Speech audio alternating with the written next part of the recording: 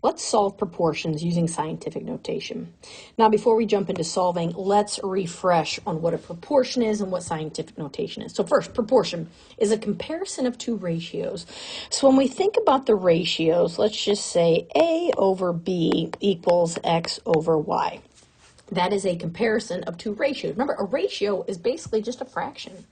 And we solve proportions by cross multiplying.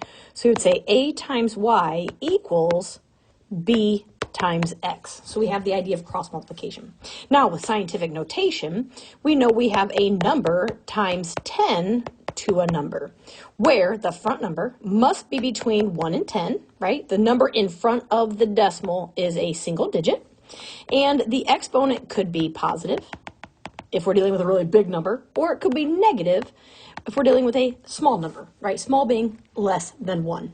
All right, let's go ahead and do some of these.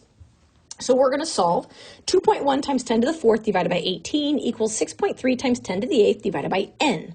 And we're going to write our answer in scientific notation. So remembering our idea first, we need to cross multiply. So I'm going to take this way. So 2.1 times 10 to the 4th times n equals, we're going to go the other direction, 18 times 6.3 times 10 to the 8th. Now, I put my scientific notation in parentheses just to kind of keep it all together. When we're on the left, we're really multiplying two things. We've got this times n. On the right, we're multiplying things together, right? 18 times 6.3 times 10 to the 8th. And because everything is being multiplied, multiplication is commutative.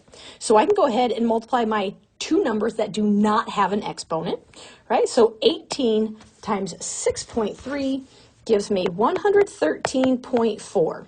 And then I still have times 10 to the 8th. And it still equals 2.1 times 10 to the 4th to the nth power. Not to the nth power, goodness, multiplied by n. Whew. Okay, so now we want to get n by itself. And if you think about it, if I'm multiplying this, the piece inside parentheses times n, I can just divide by 2.1 times 10 to the 4th.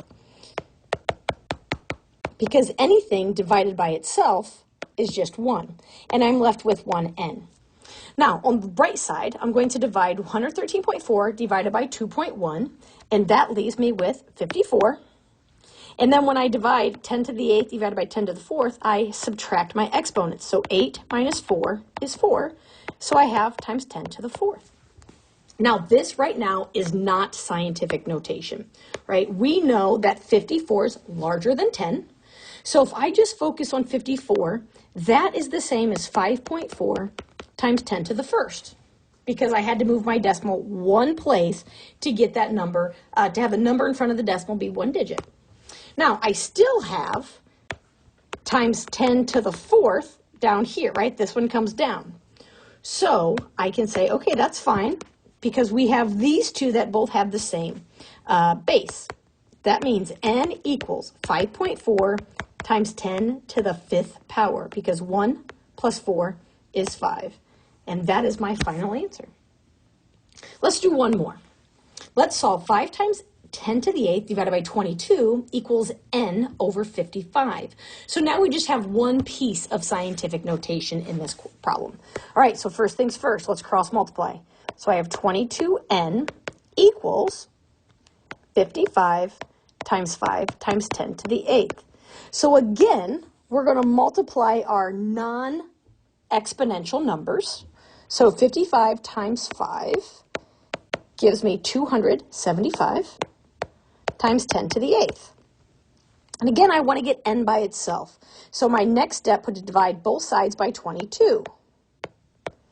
You'll notice 22 divided by 22 is just 1, right? So that leaves me with 1n. Now, on the right side, because 22 doesn't have, this is like saying we have times 10 to the 0. Anything to the 0 power is 1. So now we kind of keep it in line. So when I divide 275 divided by 22, I get 12.5. And then here, 8 minus 0 is 8, which should make sense because really there was nothing there. So the 10 to the 8th comes down for the ride. Now, once again, we are not in scientific notation. So if I just look at 12.5, this is the same as 1.25 times 10 to the first, because I moved the decimal one place. And I bring the 10 to the 8th down for the right. Notice I have two numbers that have base 10, and we're multiplying. That means I add my exponents. So n equals 1.25 times 10 to the 9th power.